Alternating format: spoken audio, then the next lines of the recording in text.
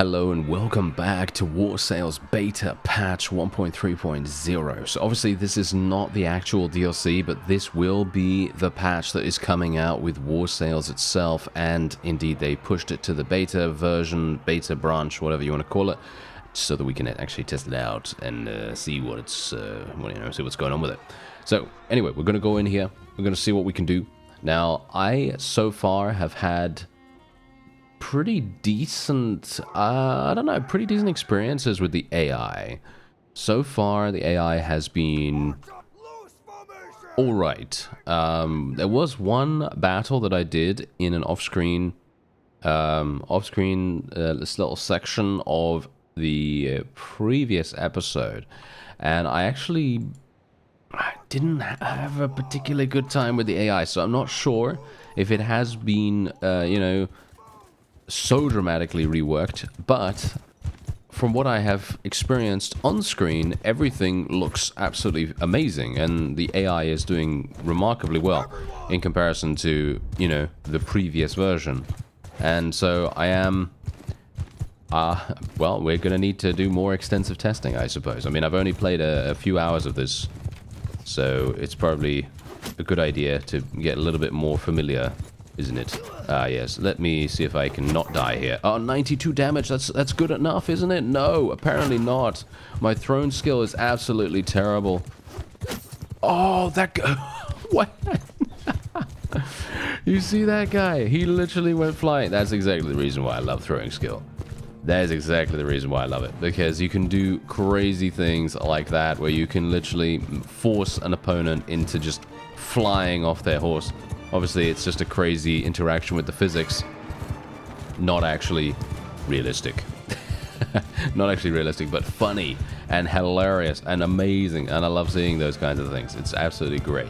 Okay, so now, what's actually going on here with my... it could be the snow. Yeah, because it is actually snowing. Snow does have an impact on your archers, from what I remember. So, yeah, this is actually pretty bad, because if my archers are not hitting, we will have some issues. Maybe, oh, no, maybe they're actually doing something now. Yeah, maybe they're going to be all right. I got to be very careful here. I can die very easily. Oh, nice hit. Wow, okay, hello. All right, good work. Very surprised. Okay, now let's see. Oh, no, let's not see. Let's not see. What about here? Let's see. Oh, no, let's not see. Okay, all right. Apparently Bruce is like, nah, I'm not going to bother. I'm not going to bother hitting anything else. Yeah, unfortunate. Oh, nice. We did hit someone there. That's good. I actually would have expected to gain a lot more from these Khan's guards. I feel like the Khan's guards should really give a lot more experience, but I don't know. Maybe not.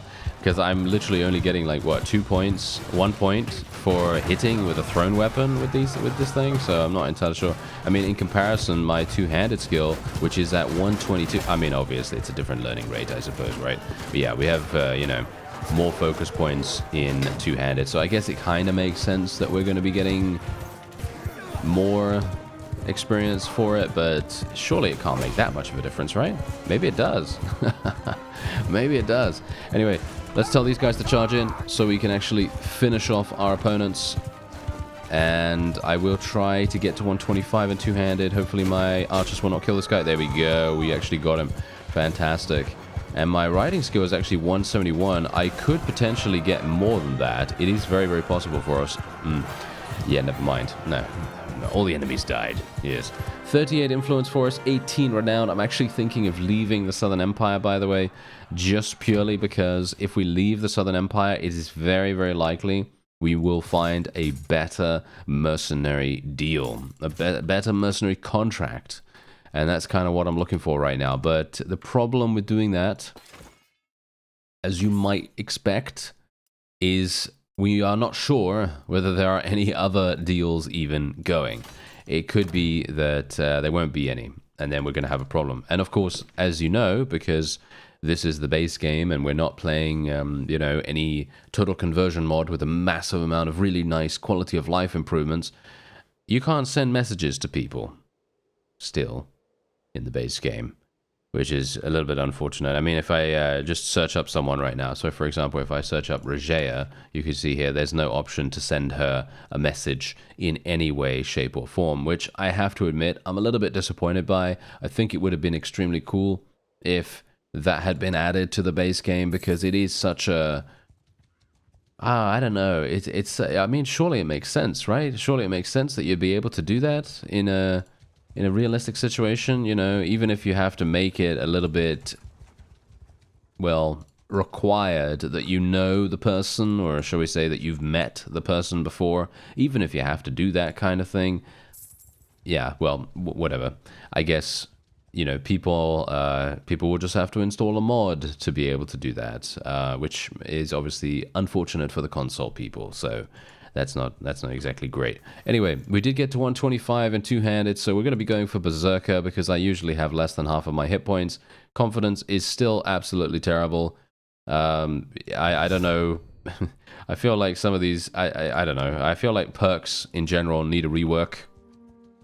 Some of them are just not very good in many ways, you know. Some of them are literally just, I don't know, they feel like they have a very, very pure, like what, maybe 1, 2, 3, 4, 5% use case. Usually, most of the time, these perks feel very limited in their scope. They feel like they are going to be extremely difficult to activate and or maintain, because just think about it, right? Think about it. I'm not going to rant about this for more than 30 seconds, all right? So think about it, right? Look at this. Confidence. 15% damage with two-handed weapons while you have more than 90% of your hit points. You get hit by anything, right? You get hit by anything, you're losing more than 10% of your HP. Pretty much, unless it's a glancing blow. And in which case, Berserker is going to be so much better, because more than likely you're going to be less than half of your hit points, unless you're playing extremely carefully. Maybe you're playing with, I don't know, a shield or something, and then you switch to your two-handed or whatever. But yeah, as I say, this is a two-handed perk. It's most likely you're going to be losing HP, and most of the time, confidence is not going to be active, at least from my experience. Could be different. Could be different for you. I don't know. It could be. Anyway, let's sell a couple of people. And what do we have here? We have another companion who is a roguery companion. Interesting, interesting. Question is, do we actually want to... I'm not sure. Have they reworked the street fighting at all? Have they actually reworked any of that? I don't think they have. I think that is still just like mod only sort of stuff. So yeah, we are going to do a caravan ambush. Yes, indeed. We will do a caravan ambush. One thing we have to be a little bit aware of and a little bit careful of, in actual fact, are these guys, because they might actually try... Halt there. Oh, Right, so we can volley a bit, but well, that's interesting. That's very interesting. I am actually super surprised that these fellows wanted to attack us. Oh yes, by the way, someone actually mentioned in the comments, I don't know whether this is accurate or not, because I haven't tested it myself, so just take this with a grain of salt. But generally, someone has told me that it is possible that if you get enough relation with a minor faction, and I'm talking about maybe like high, you know, above 80, right? So 80, 90, 100. If you get enough relation with them, they may in fact basically refuse to raid your villages, if you have any villages, you know, at the time when you're, you know, a faction leader, or when you own it, or what have you. If you have a good enough relation with them, they might just do that. So, because in the previous episode, I actually said, I said something like, you know, relation with minor factions doesn't really make that much difference. And generally, I would say, yeah, 95% of the time, that probably is the case, with the exception of this one thing, which I think is very, very cool. I think this is actually going to provide a really nice benefit to letting these guys go, because in many cases these guys are, well, I mean, they're basically just fodder, pretty much, right? I don't want to be rude, right? But they are basically just that. They don't really do... I mean, they I don't know. I'm not sure, really. I mean, yes, okay, they are not exactly the most powerful opponents that you're going to be fighting, but they perform a vital function for the game's health. Because if you think about it, think about going into a battle against an opponent that is like a full vassal. Like we did that in the previous episode, and we were lucky enough to actually achieve victory. But that battle could have gone very differently, you know, and a number of different decisions on my part, and we would have lost. It's very possible, you know. It is very, very possible. And I think that is generally what we have to think about. Whenever we think, oh, that was so easy, you know, as in like, well, if that was a full vassal and we absolutely destroyed him, that is not always how it's going to go. You know, it's very, very possible for us to do those kinds of things just because we have experienced it in the past. We have the experience under our belts. We know kind of how to react to certain situations. But that's not always going to be how it is, you know? And so, as a result, having the ability to kind of leverage a little bit of relation gain here and there and make it so that these fellows no longer attack you, I think that's actually pretty fantastic. That's really, really nice. And I'm not talking about attacking you, potentially. I mean, they might attack your party, but they might not attack your villages, which I think is very cool. So, if that is indeed the case, then I'm going to be very, very intrigued to see what actually happens with that. I don't really mind dying here because this is 100% a victory for us. But yeah, generally I would love to see that in action. So I'm going to be letting all these guys go whenever I can, and we'll see, you know, we'll see actually what is going to happen here, because maybe, just maybe, we'll get lucky enough to become a vassal at some point in the near future. And oh wow, I only have 8 relation with this guy. Oh wow, that's really bad, isn't it? Oh dear. Okay, yeah, it's probably not going to help us too much, but you know, it's all right. Just going to get an additional archer there. Okay, so yeah, so if we do get a village at some point, then it would be very, very cool to try that out. And we have this guy. He's going to be running away from me. I can't really spare any time because I am actually going to be helping out this caravan in just a moment, and I do have to be a little bit careful about this because I can't stay too close to it. And there we go. Then we're just going to press Alt on this, and there we have it. So we're now just going to track them at the same speed that they're traveling. And, well, I would like to fight these other guys just so that we can increase our relation with them a little bit more. I'm actually kind of surprised we didn't get that much relation with that fellow. We only got, like, what, 8 or something? Which, I have to admit, I felt like we'd get a lot more than that, but I guess it doesn't really matter too much. And we're just going to go in for the auto-resolve here. No real point in us actually going in there. And there you go, look at that! We finally got clan tier 3. There we go. That is amazing. Very, very nice. Okay, I'm super, super pleased about that. That means that we are going to have some crazy nice max capacity gain. Oh, hello. What's going on here? Okay, so this guy literally... Oh, I see. I see. Yes. Okay, so this guy's actually going to be a little bit problematic for us. So we are having a herding problem, so I'm going to have to get rid of some horses real fast. Let's get rid of some of these sumpter horses. They're way too bad for us right now. Let's just do that. There we go. Yes, we've gotten rid of them. Actually, you know what? Wait a minute. Wait. Someone actually said that I should be butchering them instead, and you are 100% correct. I just completely forget every single time. Okay, so let's actually do this. There we go. Okay, we have way too much food now, which is also a bit of a problem, but we don't have any kind of herding problem any further, which is good. So... we are a little bit overburdened. I should probably get rid of some other things here. Let's just see. What am I... yeah, I have way too much grain. Let's get rid of at least 100 of that. And then we'll be looking pretty good. Am I still too slow? Yes, he's moving much faster than we are. I might have to get rid of my prisoners. I don't really care about that too much. Yeah. Footmen on horses, very, very good actually so far. Okay, we're going to have to get rid of the prisoners, unfortunately. I don't really want to do that, but kind of have to. Let's have a look. Now we're traveling much faster than him, and now he's going to give up. There we go. Perfect. All right, that is exactly what we wanted. So now, what we're going to do is put another point into riding skill. Of course, breeder skill is every... okay, look at this. This is one of the most powerful perks in the entire game. Absolutely fantastic. I'm always going to go for that if I can help it. There is actually another perk. I can't remember where it is. Is it here? Where is it? I I wanted to recommend a combination. Ah, this is it. There we go. There we go. So these are the combos I'm talking about right here. So breeder skill, right?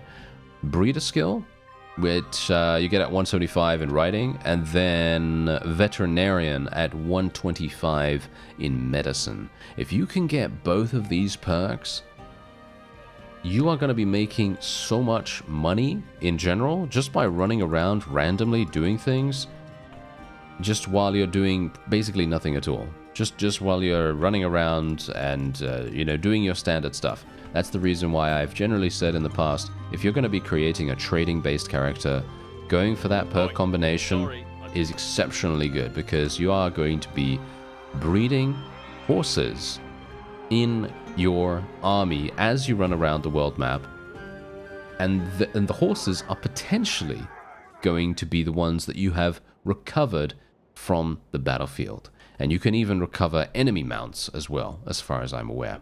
So even if you don't have any cavalry in your army, you can technically recover them, and yeah, you can really do some pretty cool things.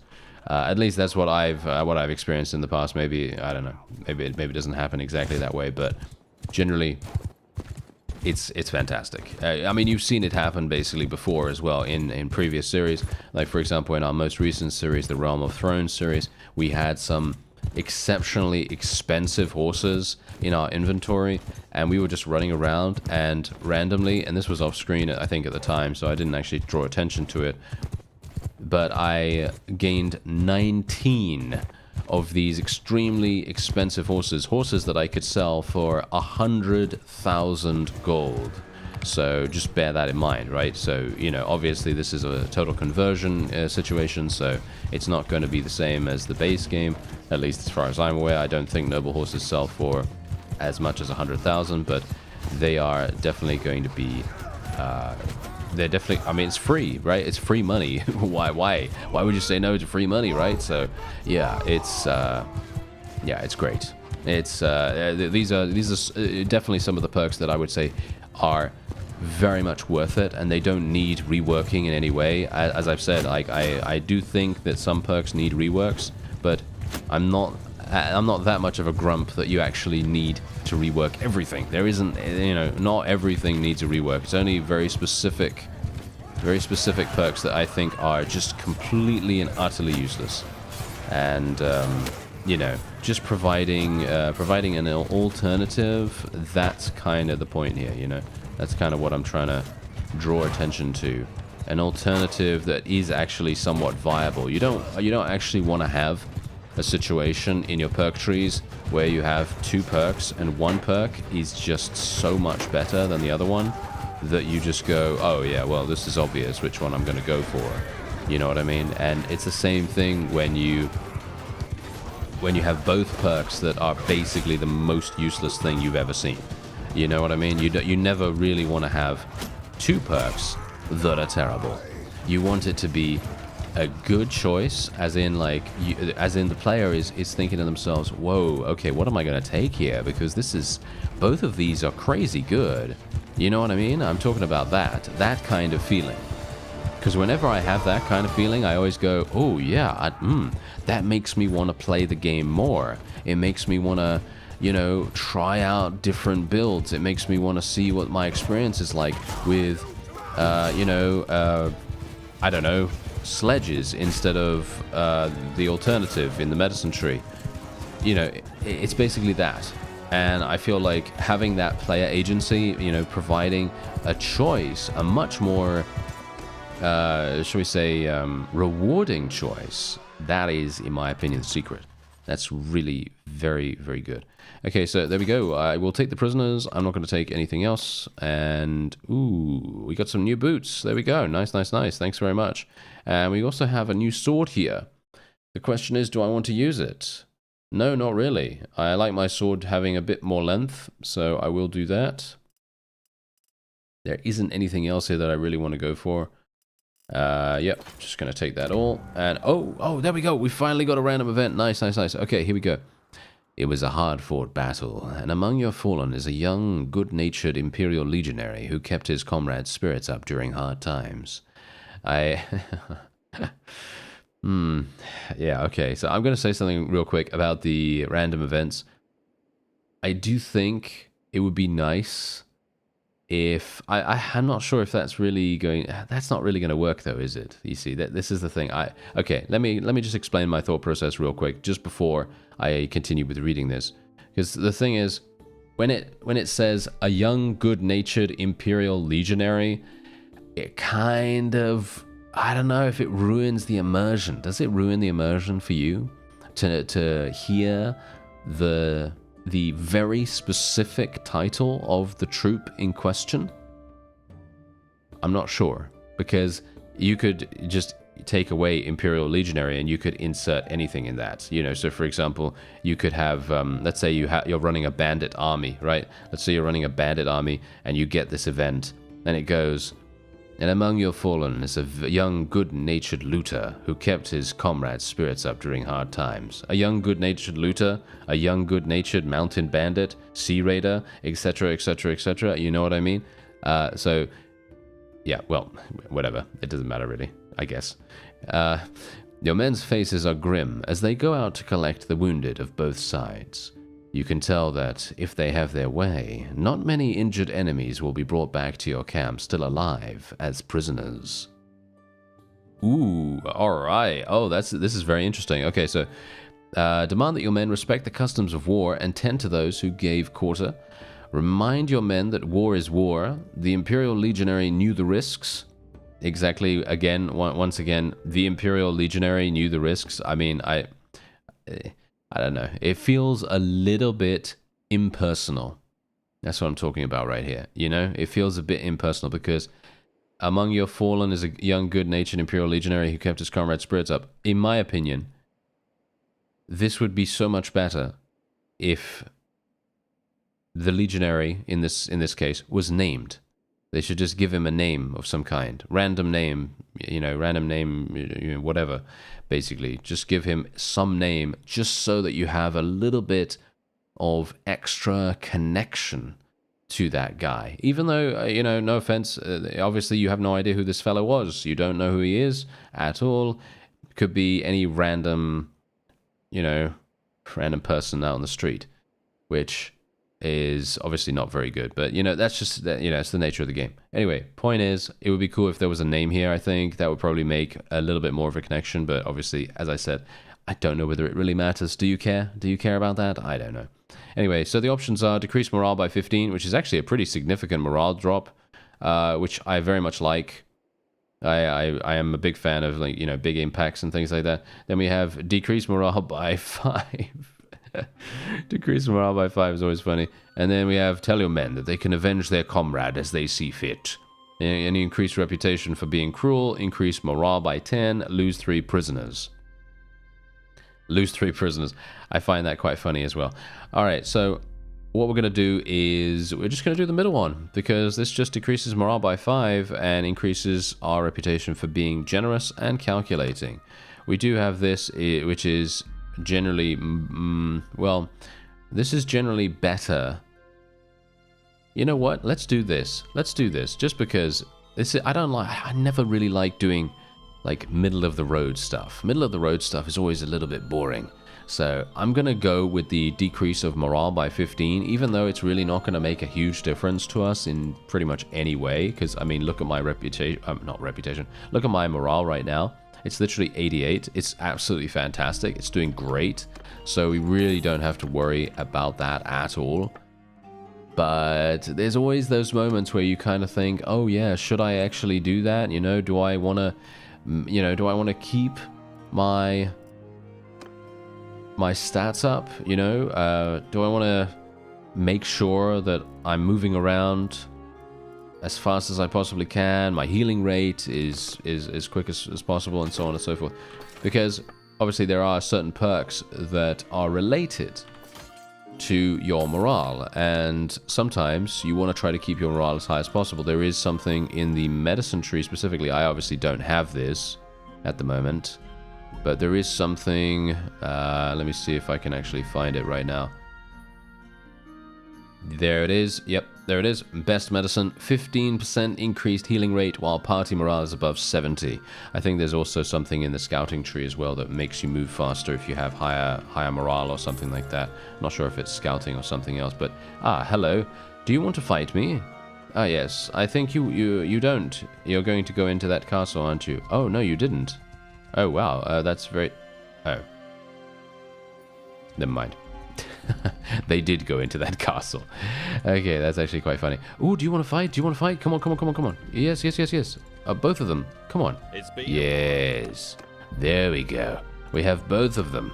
That's absolutely perfect. All right, so this is going to be kind of interesting because these guys, well, I mean, they have exceptional amounts of cavalry, and that's also something that I've talked about in a previous series. I think I talked about that in Shokuho, maybe. I think I probably did. But basically, it's all about... I don't know whether I want to talk about that right now, to be honest, because I've already just been talking basically non-stop about all kinds of different topics. Should I talk about it? Yes, I will talk about it, okay? I will talk about it. No one can stop me. Not right now, at least. Okay, so... unit weight, right? Unit weights. So, for example, cavalry has a much higher unit weight than an infantry. And I'm talking about in terms of combat strength. Because if you see the top of the screen, you know, you see the bar, the combat strength bar. Whenever you kill an infantry, the combat strength bar doesn't really go down that much. But you kill a cavalry, people are going to feel it. The opponent is going to be like, oh no, I lost cavalry, oh dear, what am I going to do? You know, that sort of thing. And that's kind of the whole deal with why these guys are... well, why they're losing so easily, basically. Because their cavalry might have a higher unit weight than our archers, right? Because technically, because of their horse, they have gained a significant amount of extra combat weight, right? Or value in this situation. Whereas when you eliminate them, look at the amount that just gets... look at this. Look at the amount that they've lost so far. They've only lost... what? 13 people, but look at that huge chunk that's already been taken out, and it's only going to get worse as we go here, and it's going to fundamentally shift how likely they are to stay in the battle, which is obviously a pretty big deal in itself. Look at it, look at this, look at it.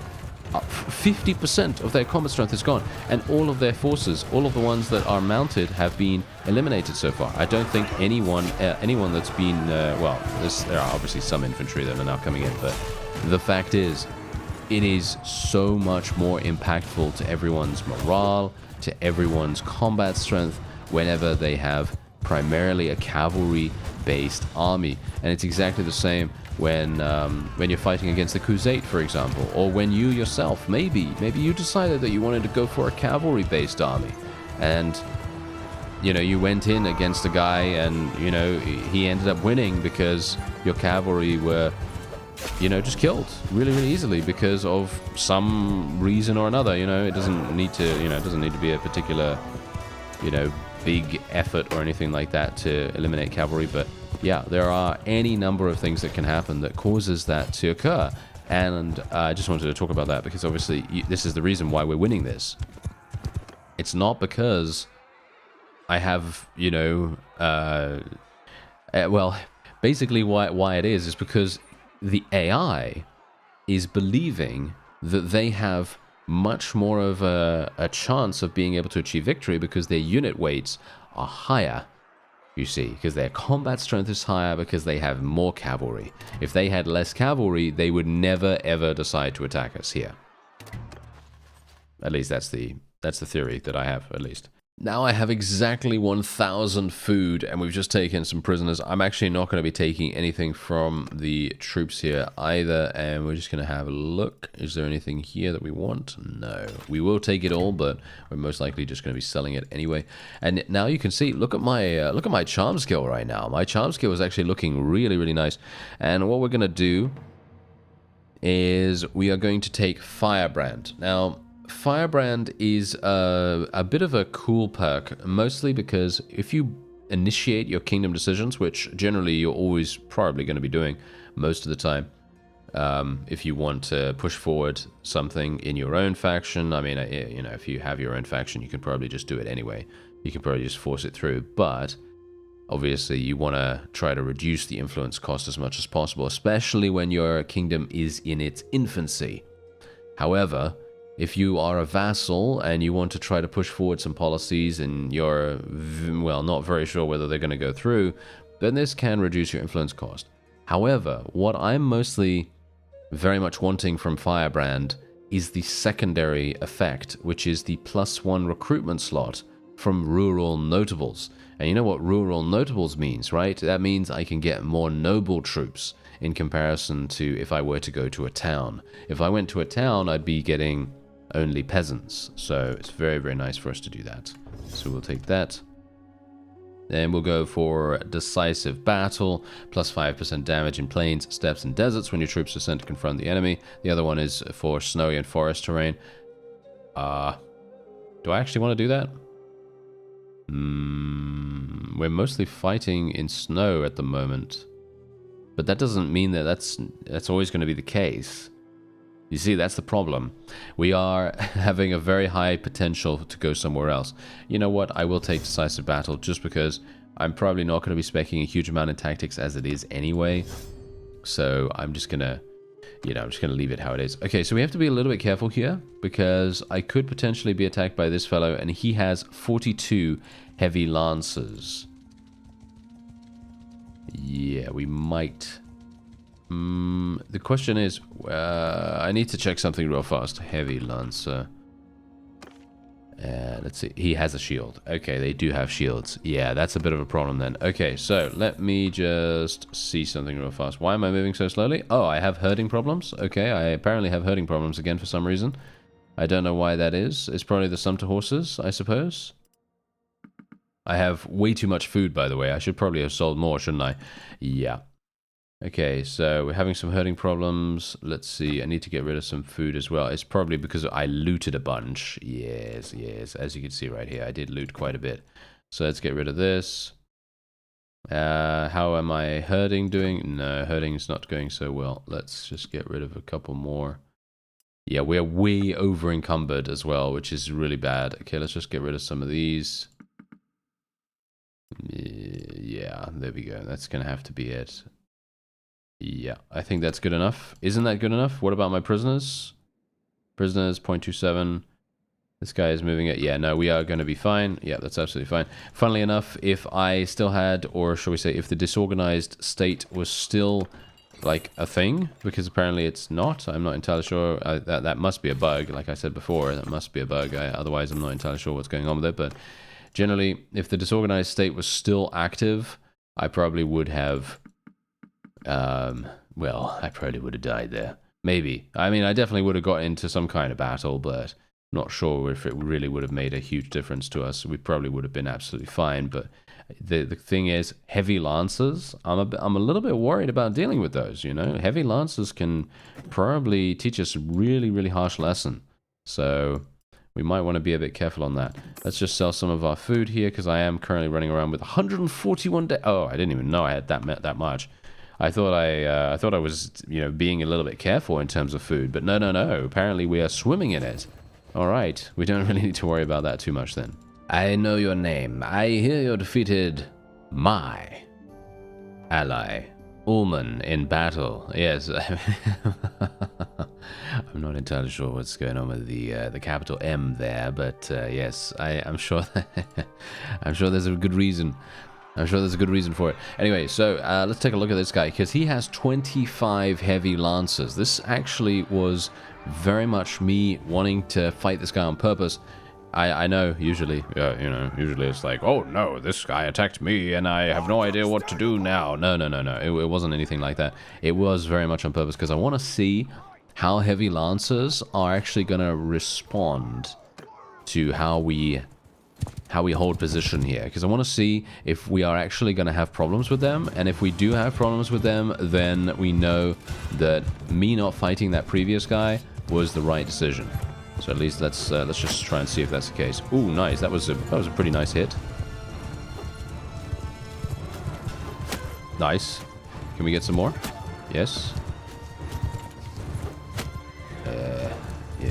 This is, yeah, this is not, that's not, that's not what I'm looking for. That is not what I'm looking for. Thank you very much. Oh, there we go, there we go. That's what I'm looking for, thank you.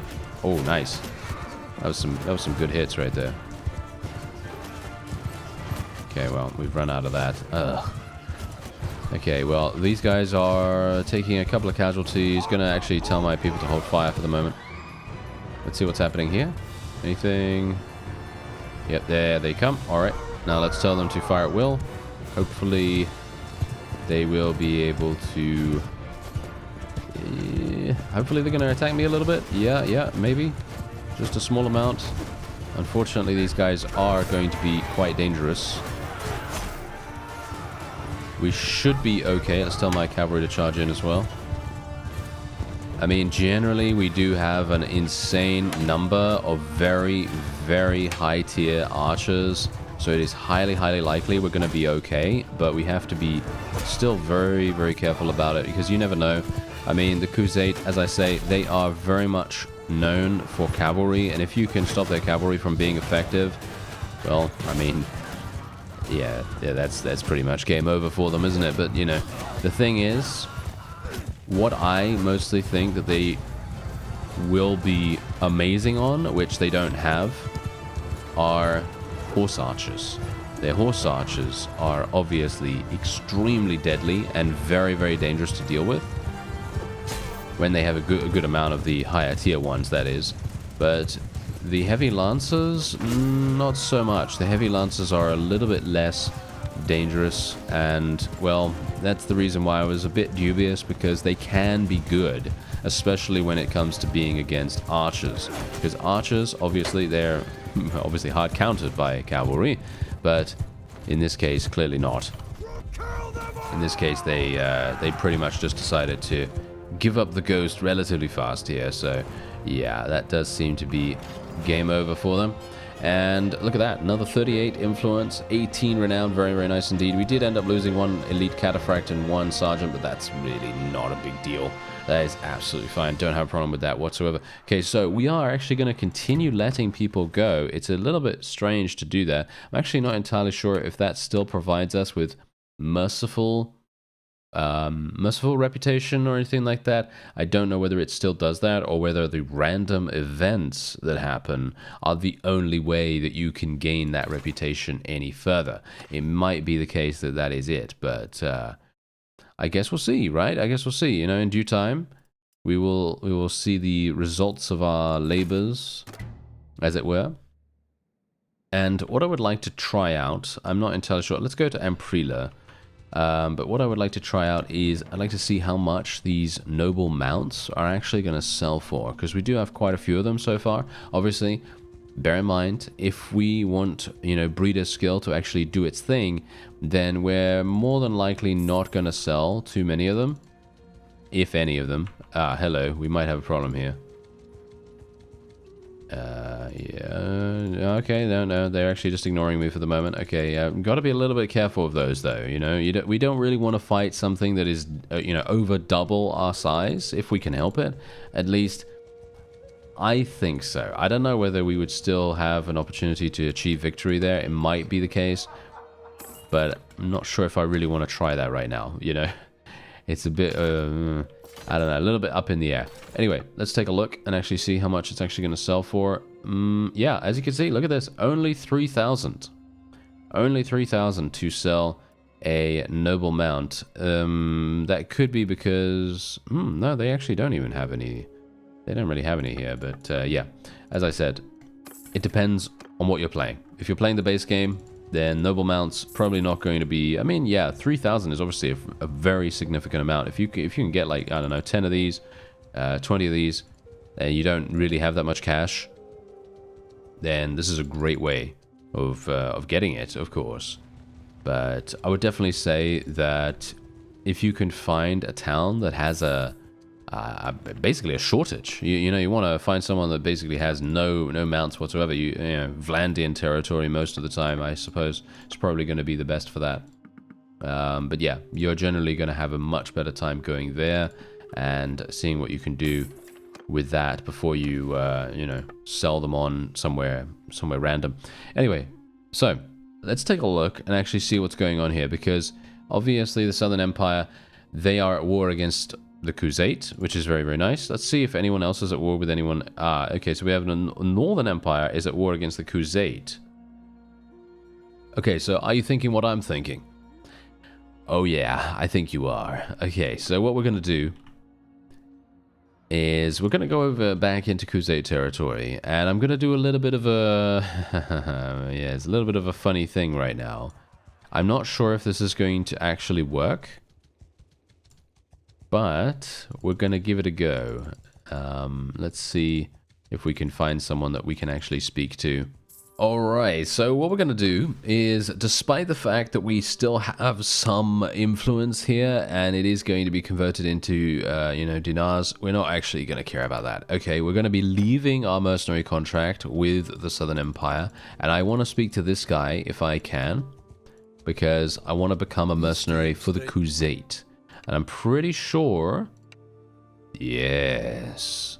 This is 3 times the amount of cash that we would have gained otherwise. And the reason why we're doing this is because they are at war against 2 separate factions.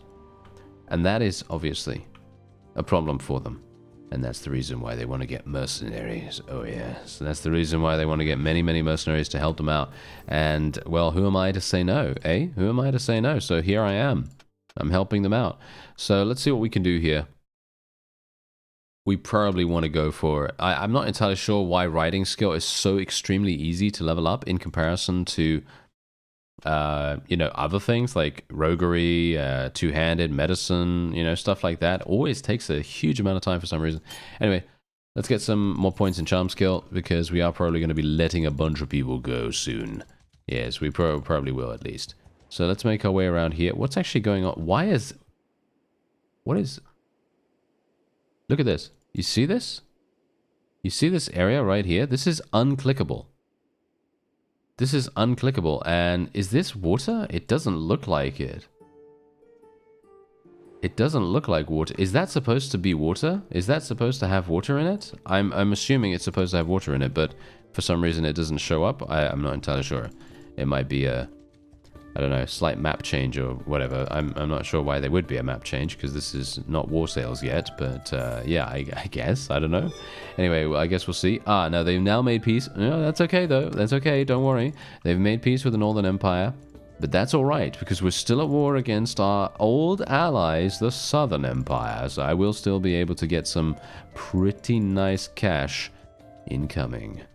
Alright, so we found someone already, and unfortunately for her, wow, she's only 18. Well, I'm very sorry for picking on you, but yeah, anyway, the point is, she is here, and we might as well, you know, might as well do some damage, because she's got 72 people. That's going to get us a relatively decent amount of renown. Obviously, I'm mostly looking for influence here, but let's actually see if she's going to come over. No. Alright, of course she's not. Okay, so we'll just do auto-delegate, and we'll actually just use this as an opportunity to test out the auto-delegate against a different faction this time, because obviously we're not really fighting against the Khuzait, so we're going to be fighting against someone else who has a completely different army composition. I have no idea, by the way, what her army composition was. I literally just saw the combat strength and I was like, oh, okay, yeah. Actually, not even the combat strength, I kind of just saw the numbers. I just thought, yeah, we're probably going to be okay, because my Botanian Fian champions at the moment, they make up over 60 of my people. And, oh, they actually have some Imperial Cataphracts. Okay, that could be kind of dangerous. Yeah, that could be kind of dangerous. If I let them get close to me right now, could have some issues, but yeah, maybe we'll be alright. I mean, my forces are auto-delegating, so I don't really need to, you know, command them or anything like that. Wow, these guys are actually doing some damage. Quite impressive. Let's see. Nice. That was great. Love that. Love that. Oh, yeah. Every single time I can get a kill like that, it's always extremely satisfying, because you know that you're just seconds away from death. That guy had me dead to rights right there. If I hadn't killed him when I had, yeah, that was basically a done deal. Alright, so how are my forces doing? Yeah, they're actually moving over here. Do I need to take over from them, or... No, it doesn't seem like it. Not yet. Ugh. Cataphracts are so easy to kill, but unfortunately for me, I am just very bad with my accuracy for some reason. But yeah, it's because... And now the reason why they're easy to kill is because they don't actually have shields. I mean, they do have shields, but they don't use them with their pole arms. They only use them with their one-handeds. So it's actually hilarious when, you know, when they're charging you and they're like, I will kill you, and then you just kill them with a projectile or something like that. It's always very amusing. Okay, so what are my forces actually doing right now? They seem to just be waiting here, and the enemy is encroaching on us very, very slowly. So the enemy is staying in shield wall formation, which obviously is the play. That is a good way to play this, and I don't really mind dying here. It's all cool. I just want to see what actually happens. So you can see here what's going on right now. And